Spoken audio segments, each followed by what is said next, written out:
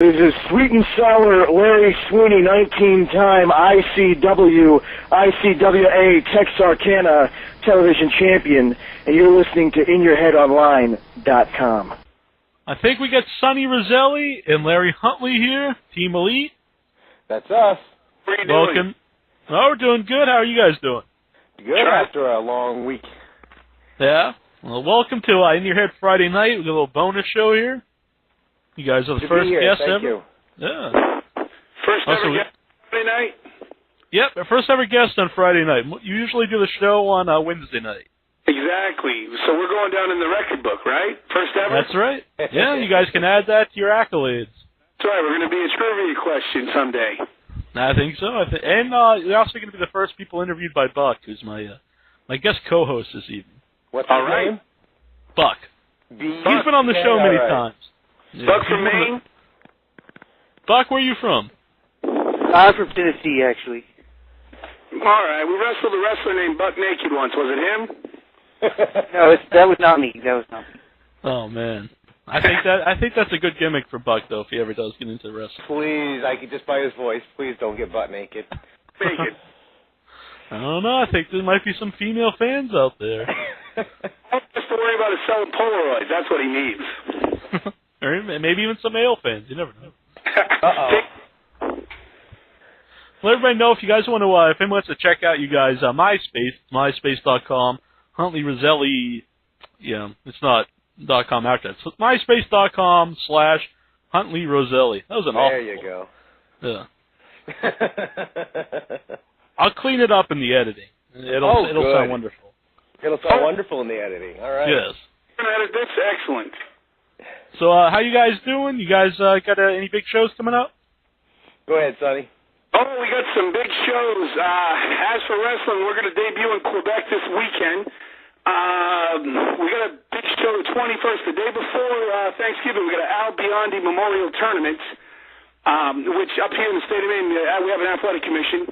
He's a great man, Hall of Fame, like 7 different Hall of Fames for golf, and he passed away last year, so we're going to actually have a tournament every year the day before Thanksgiving and see what we can do, kind of like the old Texas days where they'd run, before. Probably 6 or 7 shows coming up. We're going to go back to Moncton, New Brunswick, and then we have a show up in Fort Kent, 7 hours from the border of Massachusetts. Wow. That's sort of fundraiser for the Fort Kent. I mean, we probably travel 11, 12-hour radius just to get work. Mm-hmm. Sonny, you forgot. Next Friday night, we're going to be down for AWA Connecticut, down there to World Star Wrestling. In Durham, right? That's right, Durham, Connecticut, down at Backbreakers, their training facility. They're doing about 150 out of their little school. They're still able to put in 50 people in there every single month. You guys, you mentioned a lot of travel. Do you guys drive to all the shows mostly? We've mostly, probably 2 shows out of the year we actually fly to. Mm-hmm. No, mostly by car. Do you think that, you think that's something, guys paying their dues or something, more kind of the old school way, traveling around? Do you guys think you learned something doing that?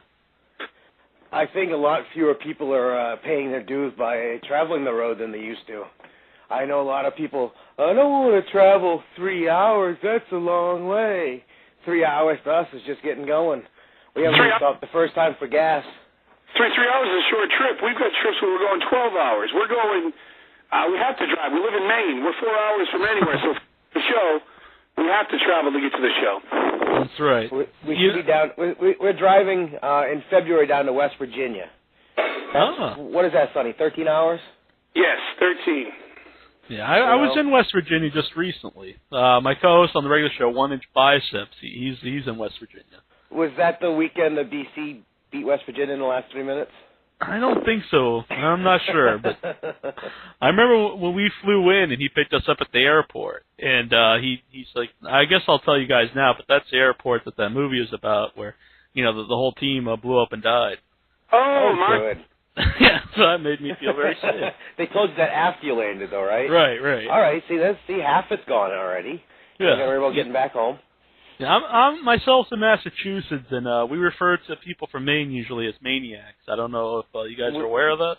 You don't want to call know ourselves Mainers. You don't want to. We call you massholes. So what's the difference, huh? Your name for us is a lot better than our name for you. Yeah, I guess I'd rather be a maniac. Speaking of like tournaments and stuff, you guys also competed in the AWA Convention Tag Team Tournament this year and last year, I believe. Yeah, last year wasn't a tournament. We just won an elimination match with 5 other teams. 5 other guys. Yeah, 5 other teams, and this year was for the tournament, and I think we did pretty well. Beginning of the weekend, nobody knew who we were, and by the end of it, it was hit or miss.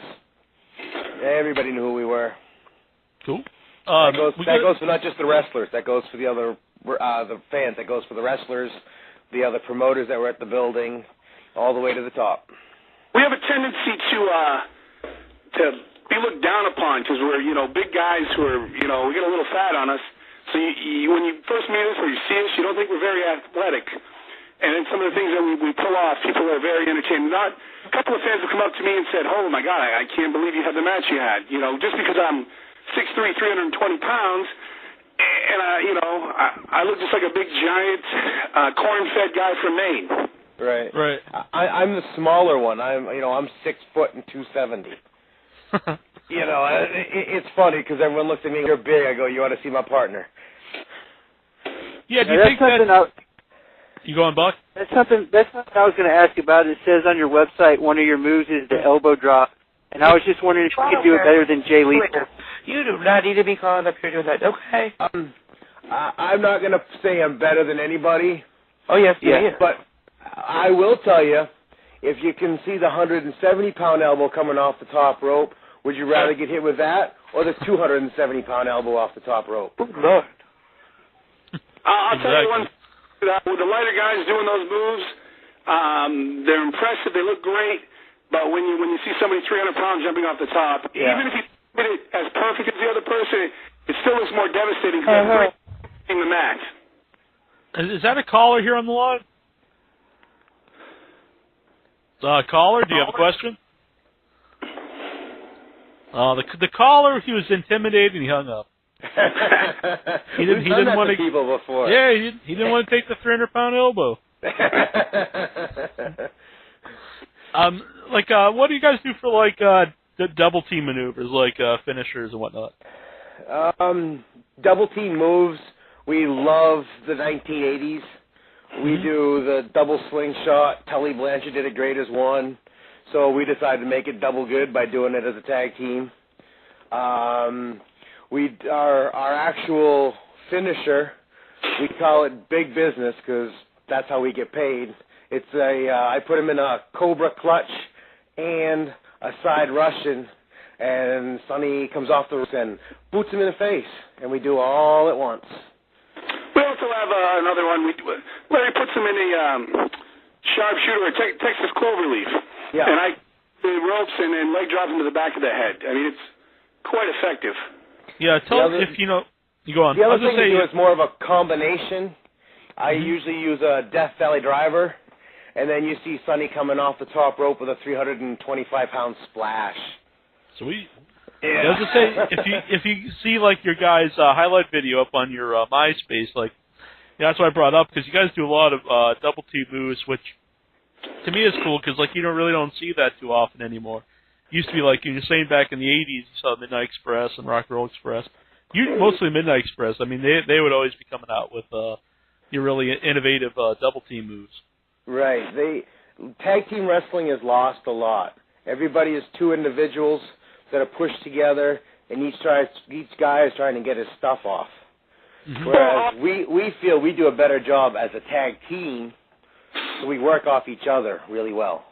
Also, that part of the tag team losing its luster is the fact that there's so many promoters running there, and now if you have to bring us in as a tag team, we're double the money.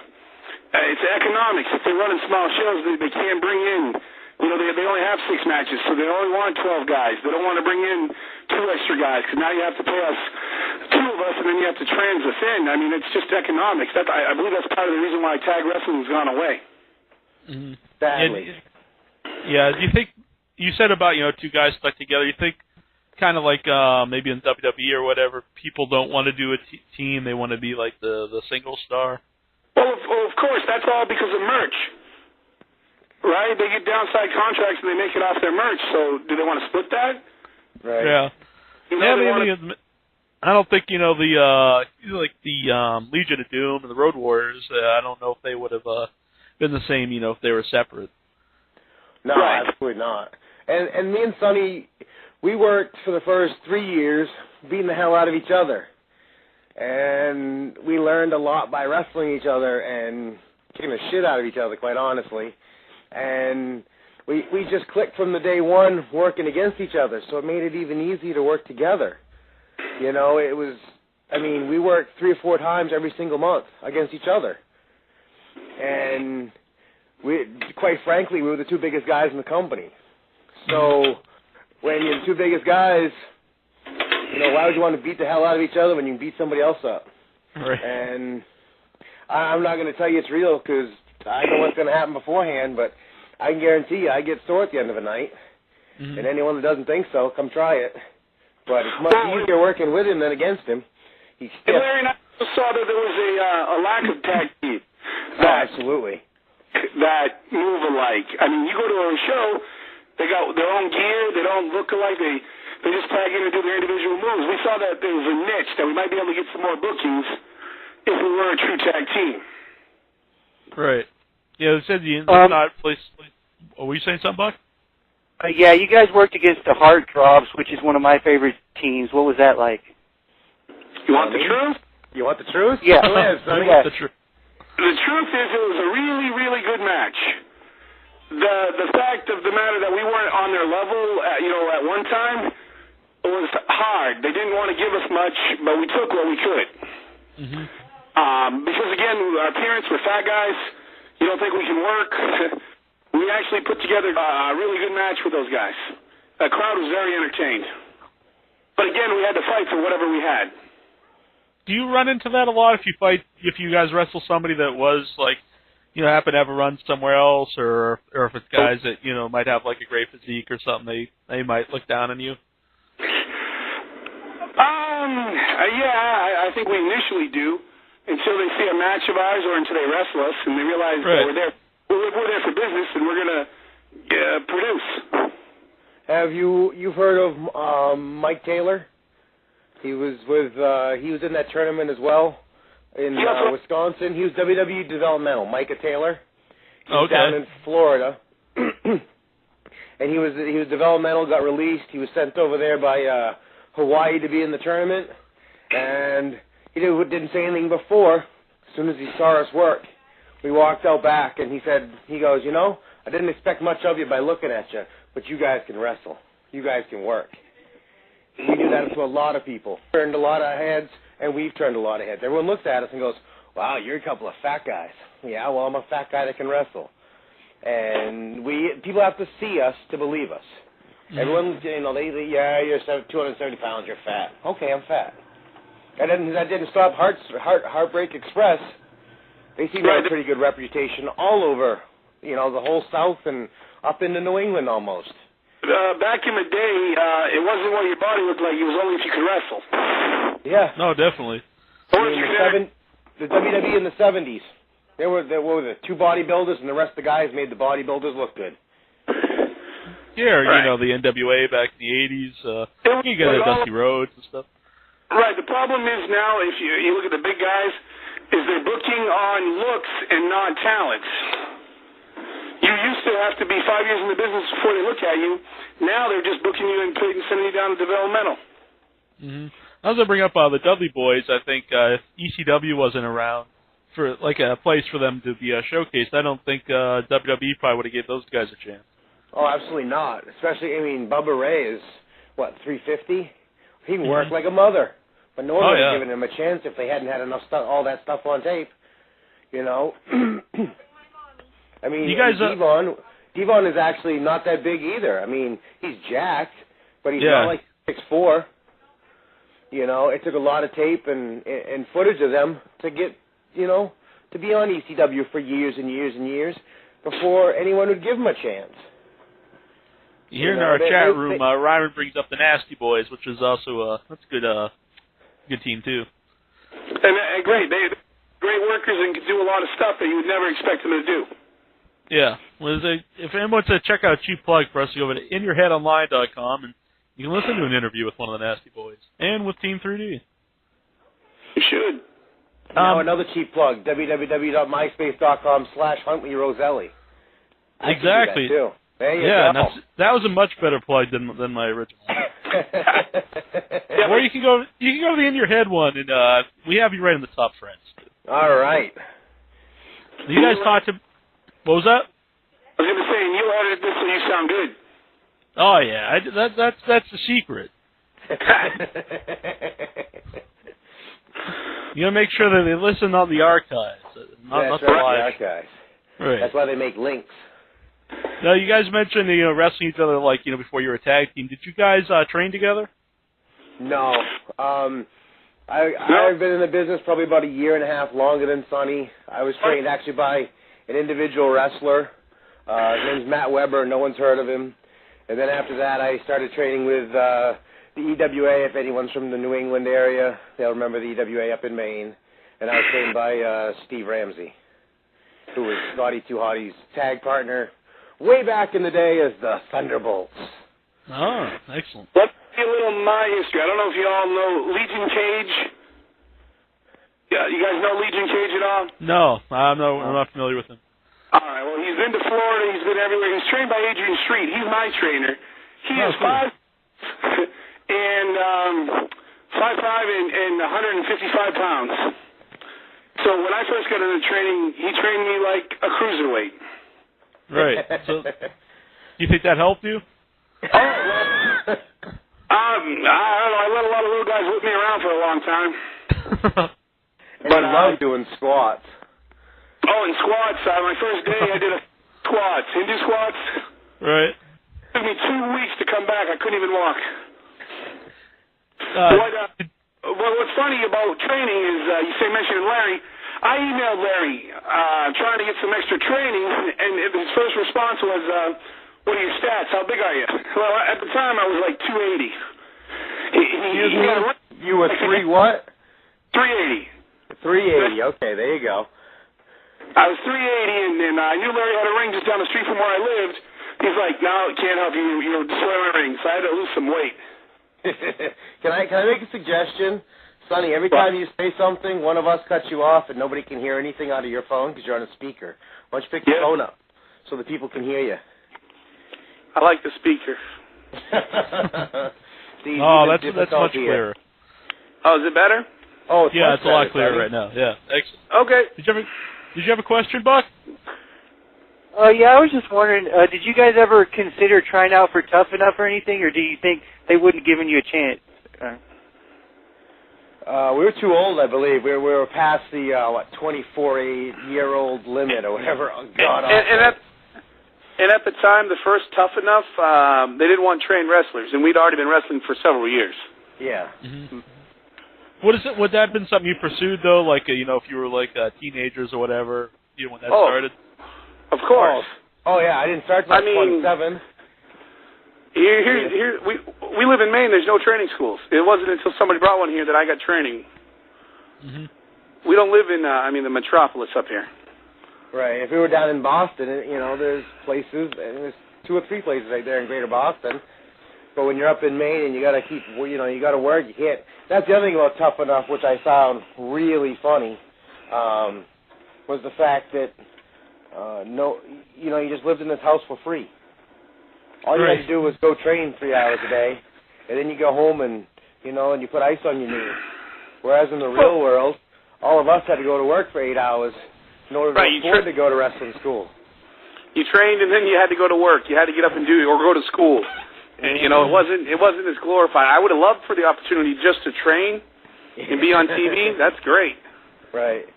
Because even if you didn't make it, you had some publicity. You could have, like a lot of those guys who did it, got indie bookings. Didn't Kenny and King we're making. Hello? Didn't Kenny King do that? Who ended up Kenny working King. down? Yeah. And he was out. He was out pretty early.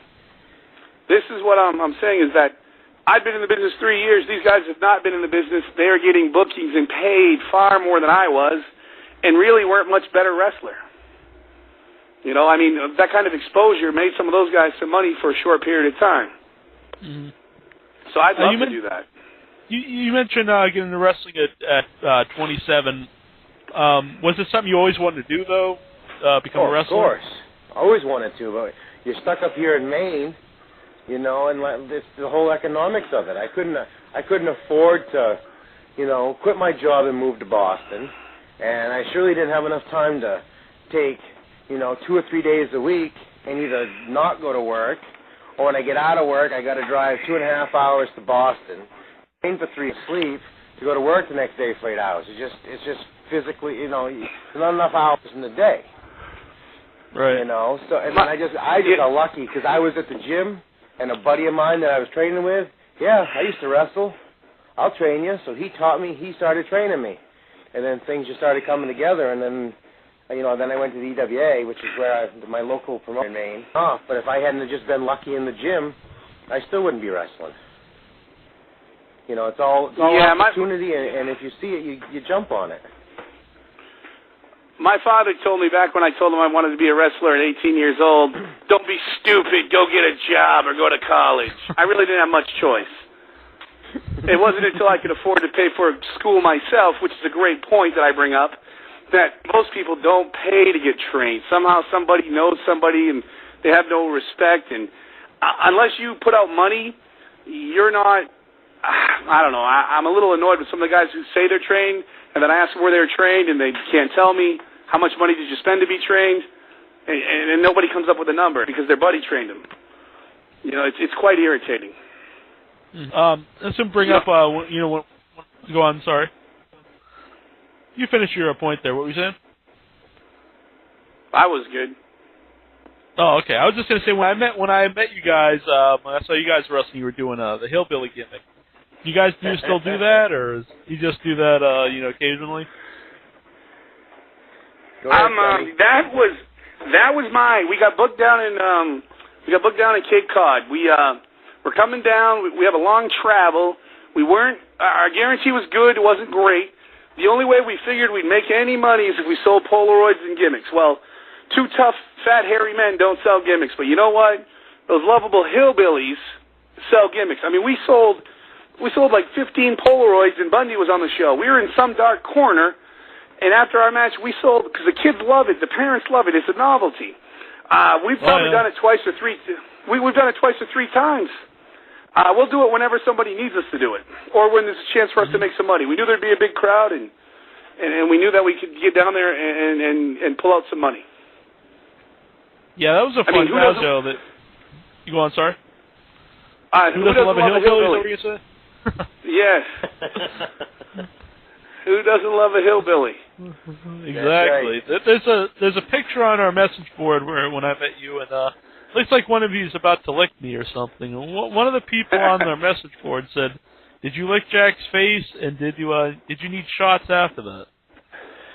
That was probably me. I was probably the one about to do the licking. Right. And if I want to check out the website for that wrestling, that's newworldwrestling.com. Right, New World Wrestling. As for shots, no, we have women up here uglier than you. That's another bonus in Maine. You mean you have a chance up here? You ought to move up here. Oh, or at least vacation. Maybe Maniac's better than the. Right. Have some quick fun and then go home because you got a chance. Just use a different name. So if it's right. Oh, go ahead. Well, Jack, I would say someone else wanted to know who is the hot tag man of the team. Oh, it's going to be the fattest guy. That's me. The hot tag. Yeah. Oh, yeah. I'm the guy that usually gets beat up. I get to do the hot tag because people can't pull their cool moves off on me. So they end up saying, whoa. What? Can I tell you a story? Up until I met Sonny and started teaming with him, I was always the big guy. So I had so much fun. I sat there and I got the fans to cheer, and then I came in at the end, and we had a little fun at the end, and it was over. I met Sonny, and I looked at him, and I went, I'm going to get my ass beat every night, ain't I? It's worked out that way, too. Ryman here in the chat room, want to know if there was any moves that any of you guys refused to take. I refused to take a power bomb. Mm-hmm. I don't know. I took a power bomb the other day, but I made sure there were two of them doing it to me. I mean, I don't. There are some moves I just go, nah. And whether it's me or it's knowing who I'm wrestling, I have no problem saying no. A lot of it is depending on who I'm working. Mm-hmm. Are the crowds different? Like when you go on, Buck. Go ahead. Oh yeah, I was just going to elaborate. Are the crowds different when you wrestle like down south compared to like Maine and New England up there? You mean in the southern part of the states? Yeah. Okay. The crowds in the southern part of the states believe it to be real, and they're crazy. Besides Maine fans still believe and want to be entertained. They're not smart marks. Outside of Maine and New England, I believe there's a lot of smart marks who think they can do it better than the wrestlers, but have never been to a school or took a bump. What do you think, Larry? Yeah, down south, I love it down south. Even if they don't believe it, they allow you to suspend belief, and they get to be a fan again. They haven't been a fan in 20 years because, quite frankly, you know, I'm not going to be an ass, but the Internet killed professional wrestling. I mean, without the Internet, there was not... The worst thing was Stossel getting slapped in the face. You know, but now everyone has to critique everything, and it kind of makes it hard to bring the believability back. Down south, they allow us to. We get a great reaction, usually, always as a heel, but we always get a great reaction down there. Maine is the same, probably a little less than down south, but it's still good. I wrestle once in a while in New Hampshire. Personally, I think it's Massachusetts and Connecticut.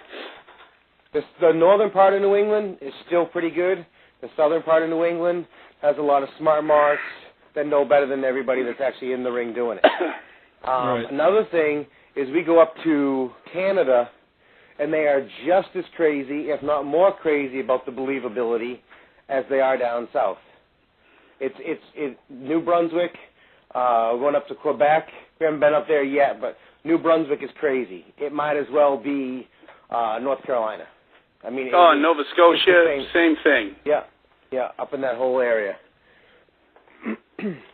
I just want to, like you were saying, that not necessarily that they actually believe, that everything's legit, but that they let themselves get into it, not critique like moveset or whatever. You know what they don't? Like they don't chant "you effed up." They cheer the baby and they boo the heel. They're there to be entertained. Did you guys use any other names besides Team Elite when you guys first started tagging? We were the Elite. Yeah, we were the Elite, which sounded kind of stupid, so we just changed it a little. We do go up north to Canada, and it was good enough for them to be Team Canada down here, then we're Team America up there, and we raised a lot of hell up there. Does that get a lot of heat when you're in Canada? Oh, massive. If you're Team America? Heat. Yeah, our first time up there, we did, Sonny, 12, 13-minute match, and I had one guy tell me to fuck off 40 times. It was it was the greatest thing ever. You your effing president effing sucks. Oh my God, it was hilarious. And we kept egging him on and egging him on and egging him on. I had a show up there that we peeved the fan off so much. This big nerd, never had a day of balls in the day in his life. I get in his face to say something, he hawks on me. But he didn't hit me in the face, he hit me in the shoulder. He spit a big loogie. I'm like, I want to kill him. I go up to him and say, listen, I'm not going to kill you here. I'm going to wait for you outside and kick the shit out of you.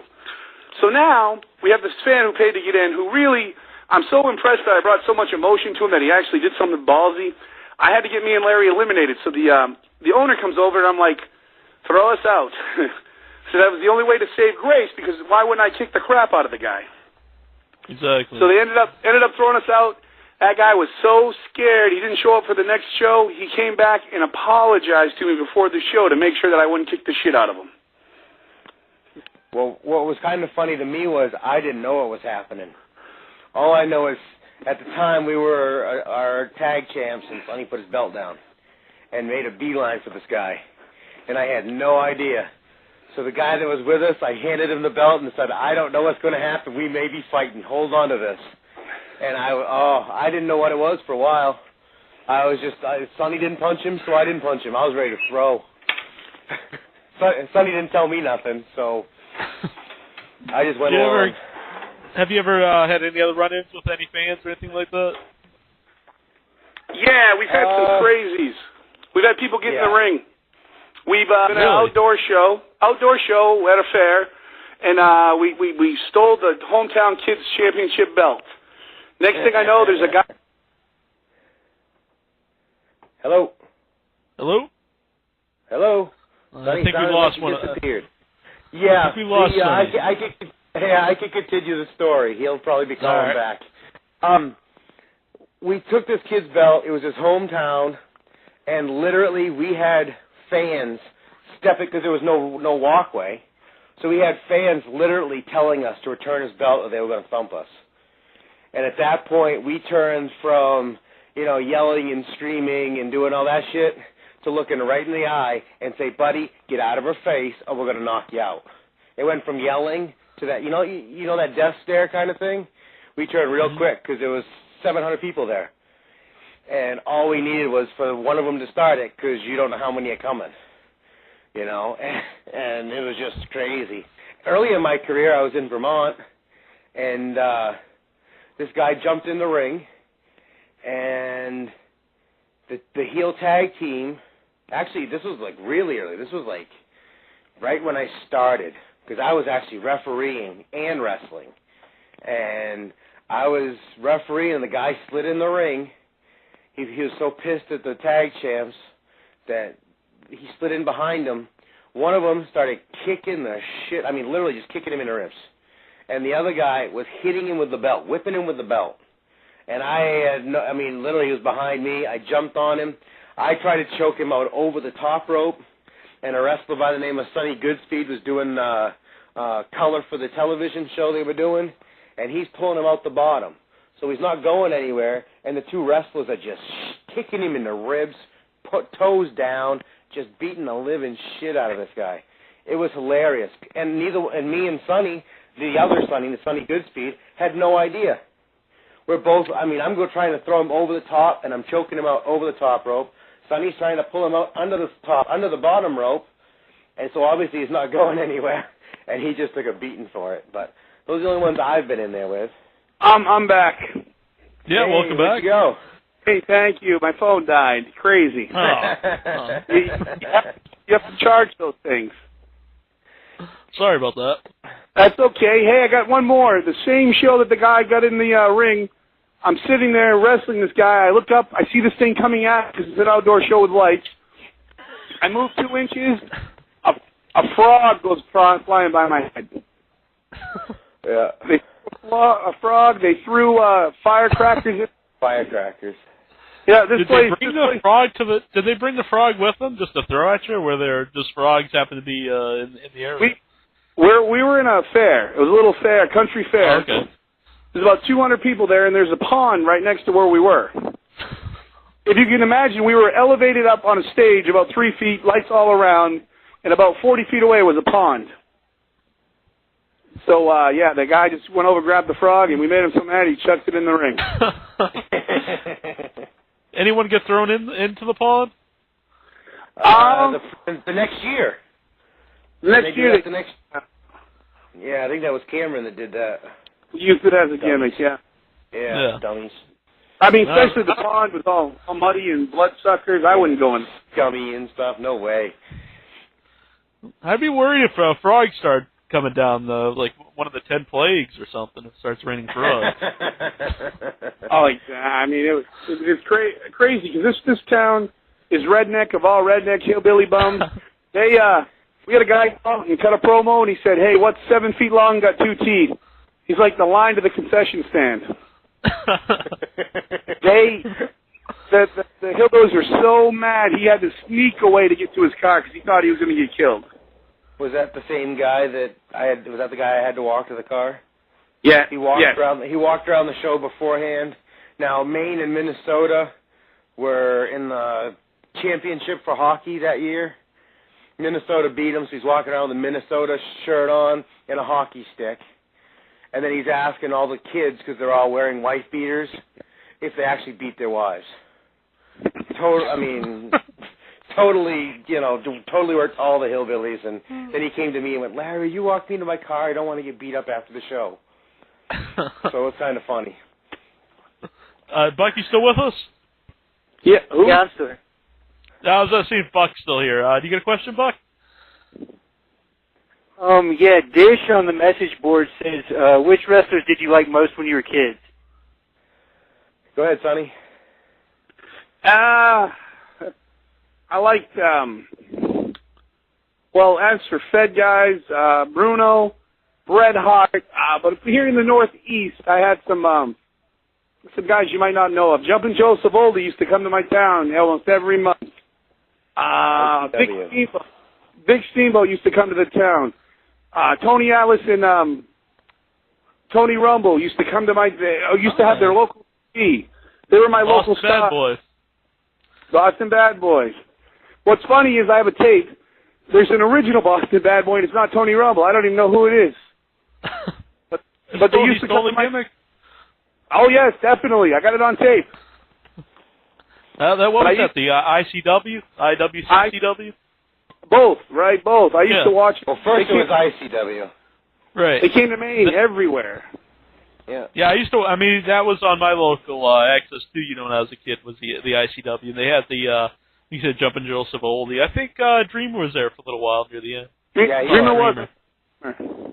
And Tasmaniac, I saw him, but here's since I lived in Maine, I'm so close to Canada, I used to get Atlantic Grand Prix, which none of you guys will know who it is, but Leo Burke was one of my biggest heroes. I ask everybody. I go up to Canada, I'm like, oh my God, Leo Burke's here. The Beast, everybody who went to the Assassin, the Cuban Assassin, yeah. Yeah, that's what I thought. We had him on the show this week, Cuban Assassin. The original one or the second one? David Sierra? No, they don't have the real Cuban. No. You got to go to Cuban. I'm going to shoot you the link. The real Cuban wrestled in Stampede and Atlantic Grand Prix for years. Oh, okay. I'll shoot you the link just so you can get a little background. But he's the original Cuban Assassin, which was stole the gimmick. I mean, everybody steals gimmicks. From Canada, there was a. Hold on, I'm trying to think of his name. Hold on. Kyle Krupp. No, but there's another one. What's his name? Chico. I'm trying to think of his name. He used to wrestle. Oh, hold on. Larry, talk about your favorite. I got to think of the name. Nationally, it was probably Dusty Rhodes, and then the 80s version of Ric Flair and the Road Warriors. Because I just love the fact that, they could go all night, but they didn't, Flair would hold a leg lock for 10 minutes. Dusty did it with all his emotion, and the Road Warriors did it with all that fear. But everyone had psychology, and they had the crowd sitting right there in their hand. It wasn't the moves, because what did Dusty do that was exciting? It wasn't what he did, it was how he did it. Larry, I came up with that name. Go ahead. Chi-Chi Cruz. Oh, okay, the original. He wrestled 25 years in Canada, then a couple of tryouts, couple of cup of tea with WWF, and then there's Chi-Chi Cruz everywhere. Right. I met him, I'm like, you're not the real Chi-Chi Cruz. But I know that name. Yeah, I know if you're from Massachusetts, I know you know that name. Right. Yeah, EWA down there in Mass. Worked for a bunch of different places down in Connecticut. Well, He's the only cheat sheet. The other cheat sheet from Winnipeg just quit. Quit the business, retired. Yeah. When you have a 20-year career, it's called retiring. When you've been in the business 4 years, you just quit. All right, you're just a failure. No, you just quit. You're not a failure. You just quit. All right. That's like going to work at the post office for 4 years and saying you're retiring. No, you just quitting. Here's a funny story. I wrestled this one guy. He beat me in my first match. It wasn't good. I've been waiting to get the shit out of him for 7 years now, 8 years. He went 4-0 in his first 4 matches, which is unbelievable. But the promoter was a moron, Legion Cage. And the first day that he was scheduled to lose, guess what? He never wrestled again. He quit, undefeated. He's got to be the only guy in wrestling undefeated. And we bring it up to Sonny all the time just to piss him off. Go on. I sent the guy emails trying to book him up here for a show just so I can kick the shit out of him. Work, of course. Right. Gotta break the undefeated streak. Exactly. Well, no, I'm telling him he's gonna win until he gets up here. Oh, okay. Let everybody know too. And then he's booked against Sonny and goes, maybe not. Maybe I should leave. Just want everybody know too that Larry's gonna be defending. He's gonna be wrestling the AWA 01 champion. No, actually, I'm not. He is the AWA. I was. Right. He is, but there's a problem with booking and coincidences and stuff, and he's not actually coming on the 21st. We are rescheduled him, and he'll be up here in the springtime. We run February and April vacation tours, and he'll be up there for one of those, but it just didn't work out for the 21st. Have you ever wrestled Ricky Landell before? Either of you guys? I have not. No. Or Corino? No, we had him up here in Maine, and one of our young kids had a hell of a match with him. Cameron Matthews? Have we heard of Cameron Matthews? Yeah. Cameron Matthews. He had a real good match with him. If Cameron Matthews added 25 pounds to his body, everybody would know who he is. Yep. The kid weighs about 170 pounds, maybe 175. If he put on 25 pounds, he could be working Ring of Honor and any other company he wanted to. He's that good. Well, if you guys want to work, Kareem, you got to make it quick because he's retiring at the end of the year, I believe. Wait a minute, Mr. Wrestling 3. Oh no, he's on 3. Yeah, Steve Corino's retiring, but he'll still be at shows. You think so? It's just, yeah. It's no real secret. Have you gone to the Mr. Wrestling 3 MySpace page and webpage? He's a former 13-year pro wrestler. This is Larry Huntley. If you read his website, if you read his website, it says he's never going to wrestle again as Steve Corino. Let me just say this for the public. Hi, Dale. That's Larry Huntley talking. Sonny Roselli knows nothing about anything. You lying sack of shit. I am totally clueless. Whoever it is, that's Larry Huntley. Hey, Sonny, we're off the air. Is it Steve Corino? Nope. You liar. I don't know who it is. He's a damn good wrestler, though. He sure is. He's wrestled 13 times, and he's a 3-time World Heavyweight Champion. Actually, a 4-time World Heavyweight Champion.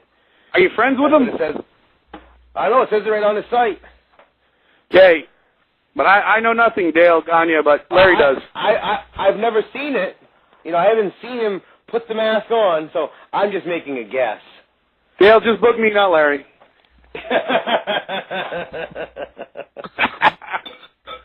Funny stuff. Oh, busting balls. Where are you going? Wrestling. What was that? Jack, where are you going? What shows are you going to see? Wrestling shows? Well, there's not that many around here because I'm on Cape Cod here, and a lot of stuff's pretty far away from me. Oh, yeah, definitely. If it comes locally, I definitely go to anything, Yeah. Did you go to the TNA shows down there this year? Yeah, at the Cape Cod Melody Tent. Yeah, how'd it draw? Not real well. It was probably about half full, which, it's kind of the Melody tent because it probably holds a little bit more than you think. But the Melody tent holds, what, 1,500? Yeah, I think so. I've been there a couple times, not for wrestling, but I've been there. Yeah. Yeah, I was surprised they even came there because, WWE has gone there every year for years, and then TNA was there.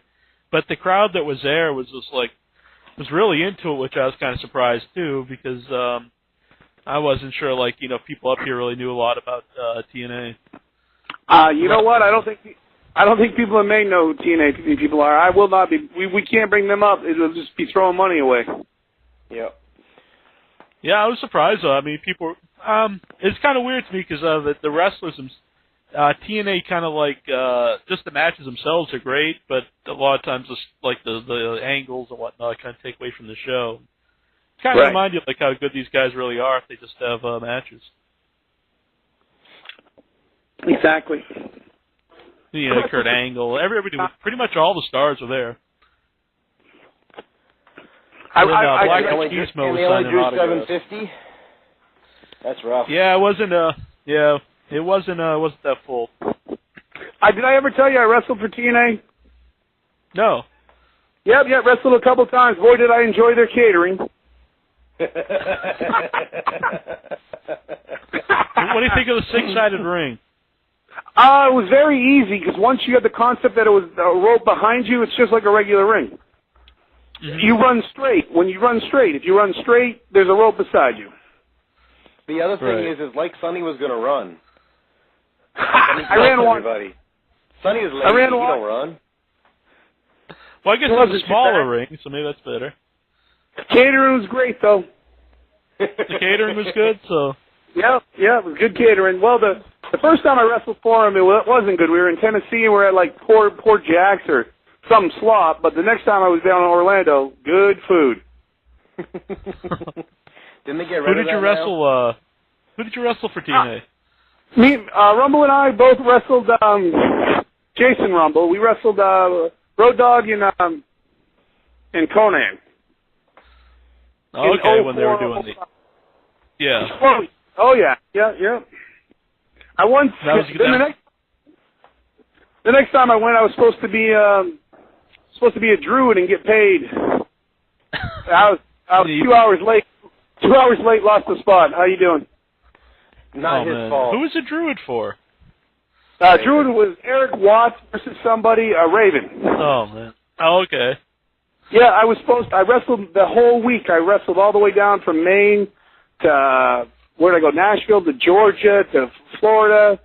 I gave somebody a ride to the airport. They said, hey, can you give us a ride to the airport? It's only 30 minutes away.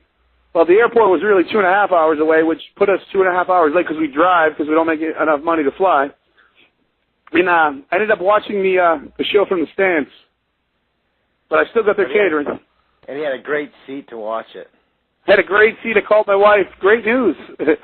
I'm right on the pay-per-view. She's like, you are? I'm like, yeah. I'm right in the middle of the show. I get to see everything. Yeah, well, at least you got to see the show, I guess. Good times. I told you. Then I got to see the tapings after. That was good too. Yeah. Mm-hmm. So double catering. It's great. But here's the best part. It was December 8th. It was 85 degrees, and I was on Clearwater Beach looking at the bikinis. You know what I'm saying? Right. And I'm telling my wife I'm working. This isn't a vacation. I'm working. What do you think of the product itself? As like a fan. TNA? Yeah. Up until they started. I'm going to bury myself. Up until they started booking some of the bigger guys, it was just hillbilly Southern wrestling. It was Jeff Jarrett's buddies, and I wish I was one. I could be his friend. What do you think of the X Division? Go ahead, Sonny. No, I'm gonna X Division. Go ahead, Sonny. I think they'd kick out if I shot up with a shotgun at 2.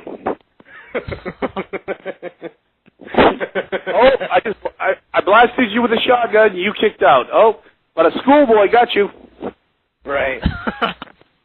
So that's my thought. Larry, you should talk more now. Oh no, I think you finally did a good job. I think we should call Mr. Barron. I think we should call Mr. Barron's and everyone involved with TNA, and I'll tell them that was Sonny talking. Sonny, you think they perfected the art of selling? Is what you're saying? Yeah, I would say they hit spot, and they clap. Yeah. Shouldn't it hurt? It should hurt. Yeah, it should hurt. I mean, it should. They're the greatest athletes in the world, but you got to sell. I'll take Angle's match or Sting's match any day. When they get hit with something, guess what? They sell. You know, how many times can you get hit in the head? If I'm in a fight with you and I punch you in the head 4 times, you've fallen down and you ain't getting back up. You know, and these guys hit missile drop kicks off the top of the X. You know, when they do the Ultimate X and they do all this other shit, these guys would be dead. And there's not enough selling in the business. And after you hit the first 10 finishers and they still kick out of it, you just sit back and watch and wait for the 3 count because you have no idea.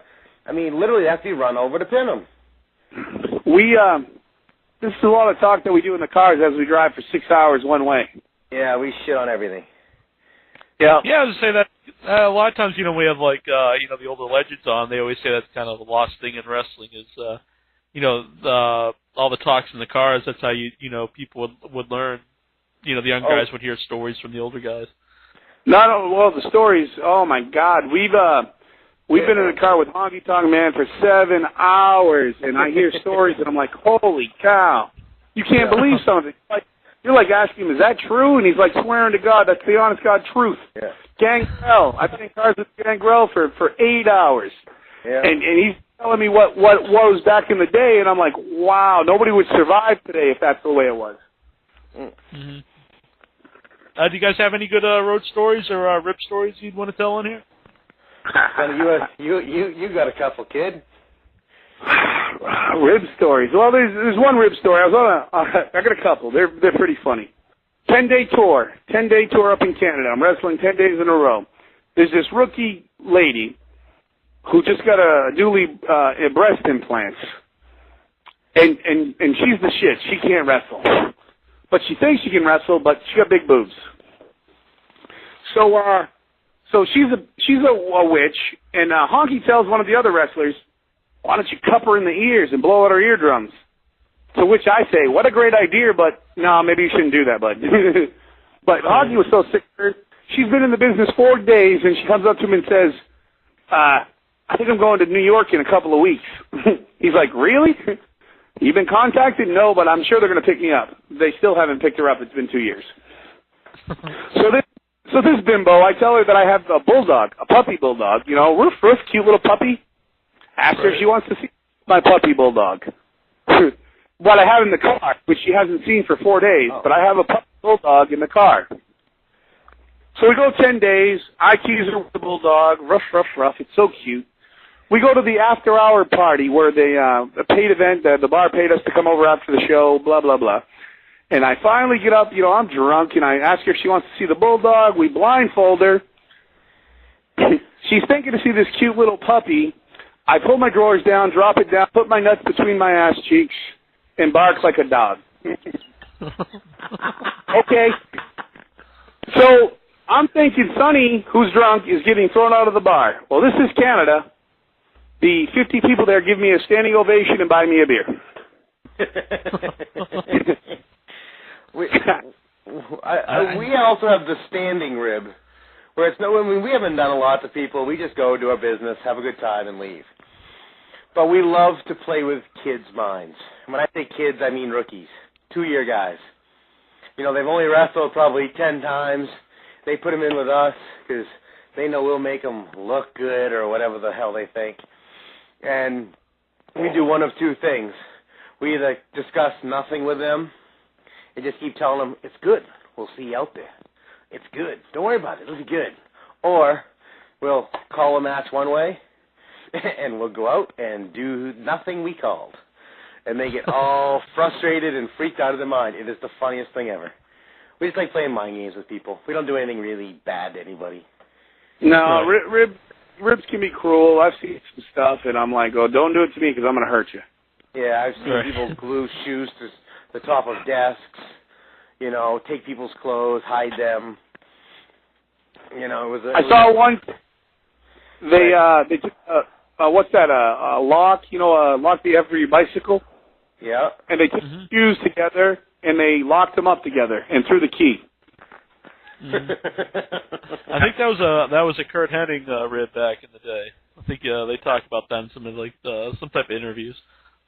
It makes sense why it would happen today. Yeah. Okay. But just so everyone knows, if you go to the MySpace, you're not going to see any pictures of their bulldogs.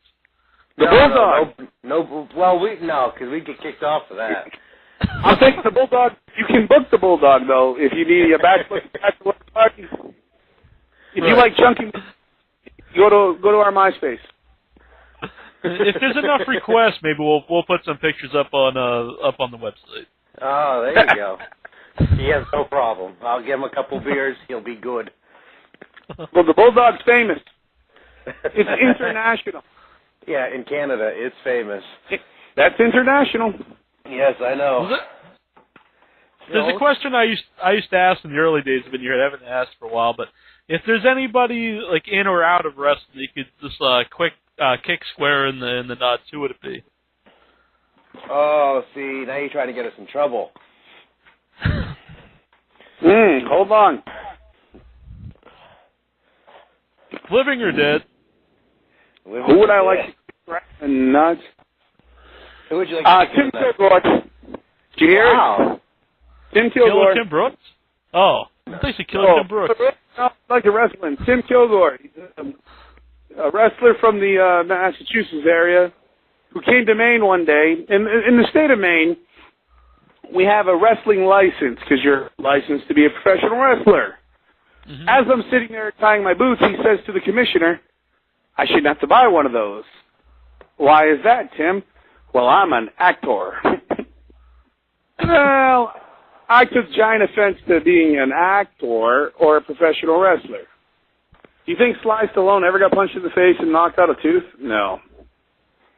So that's my guy. Kick him right in the nuts. All right. There's only two people in the wrestling business I actually hate, and I'm not going to say it, and they still sometimes wrestle once in a great while. They always wrestle each other. They always wrestle each other. And they always have a new They always have a new name. One of them always has a new name. He's part of a new family every 6 months. He's a new wrestling family. In a new company. Yep, and it's not in Maine, Mass, New Hampshire, or Connecticut. Or Rhode Island. Or Rhode Island. and it's entirely the professionalism.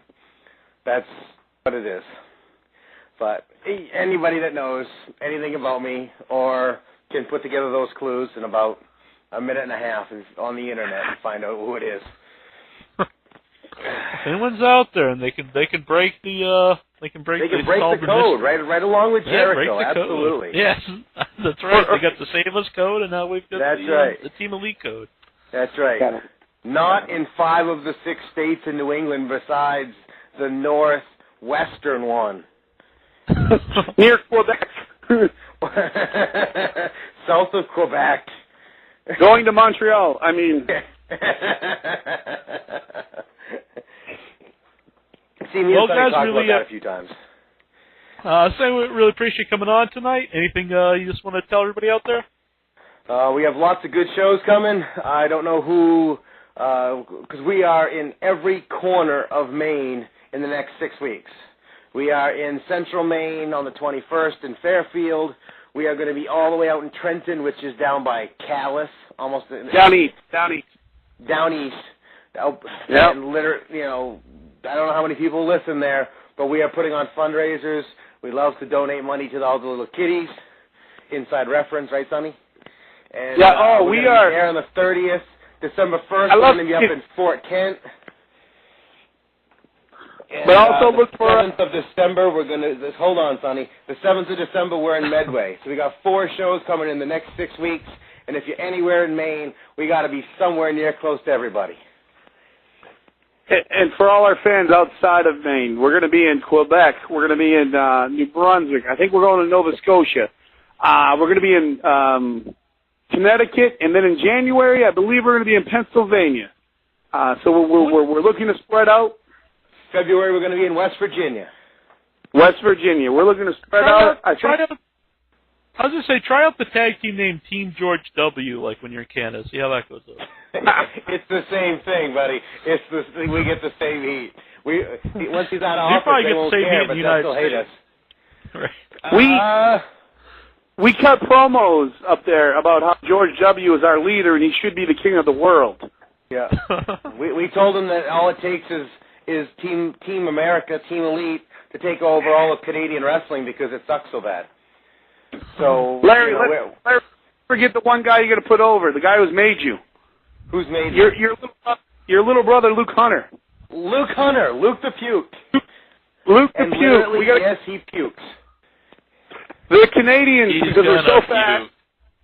Right, we're so big, they book us with another guy who just gets his ass kicked so they can get their offense off. Right. They can't do it to us. Every time he throws up. They think he makes himself. We stop the match to get a puke bucket because we don't want him to get it on us. Right. We don't want to roll around in it afterwards. Well, so guys, thanks for coming on. You want to give us a quick liner for the website? Real easy. The website is www.myspace.com, Huntley Roselli. And if you're in Maine, you can always catch out all the great wrestling at nwhwrestling.com. Anything else, Sonny? Jack, you meant for your website, right? Yeah, but that's all right. Oh, for your website? Yeah. I'm all about getting over. Let me do it. For what my buffoon didn't know, you got to check out Team Elite, just Sonny Roselli and my dummy friend, Larry Huntley, on In Your Face. Oh, InYourHead.com. I've had a drink. It's in your head online. Who's the dummy now? I got it right here. We're Team Elite. He's Sonny. I'm Larry. And you're going to hear us right here on InYourHeadOnline.com. That's right. And if you see Sonny at the bar, buy him a drink.